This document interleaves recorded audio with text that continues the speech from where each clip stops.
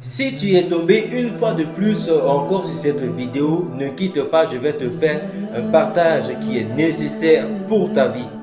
Nous sommes dans le livre Luc 8, verset 27 et après nous allons lire encore Luc 8, verset 35. La vie du fou de Généranésien lorsque il a rencontré Jésus-Christ, sa vie avant et sa vie après. Nous allons voir maintenant sa vie d'avant, c'est quoi? Nous sommes dans Luc 8, verset 27, je lis. Lorsque Jésus fut descendu à terre, il vint au devant de lui un homme de la ville qui était possédé de plusieurs démons. Depuis longtemps, il ne portait point de vêtements. Il avait sa demeure non dans une maison, mais dans les sépulcres. La Bible nous montre par là que le fou du Généranésien vivrait avec des esprits remplis en lui.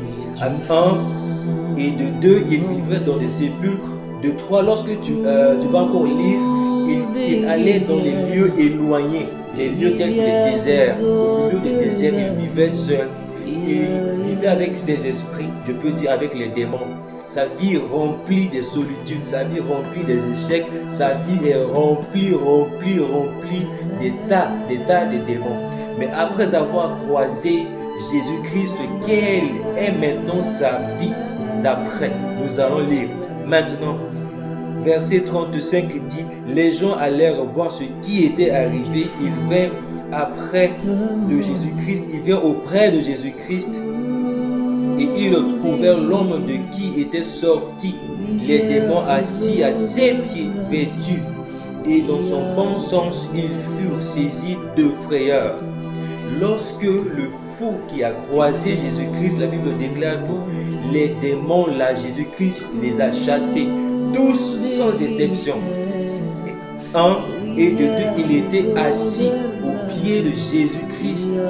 Il était assis à ses pieds. Trois, il était vêtu et dans son bon sens. J'aimerais te garantir, lorsque tu n'as pas Jésus-Christ, ta vie est différente. Lorsque maintenant tu acceptes Jésus-Christ, la vie maintenant que Jésus-Christ va te donner est encore différente. La Bible déclare qu'il a chassé les démons, il était assis à ses pieds dans son bon sens. J'aimerais te garantir ceci. Donne ta vie à Jésus-Christ, tu as les bons sens, tu auras encore non seulement ça, mais plus que ça, la vie éternelle.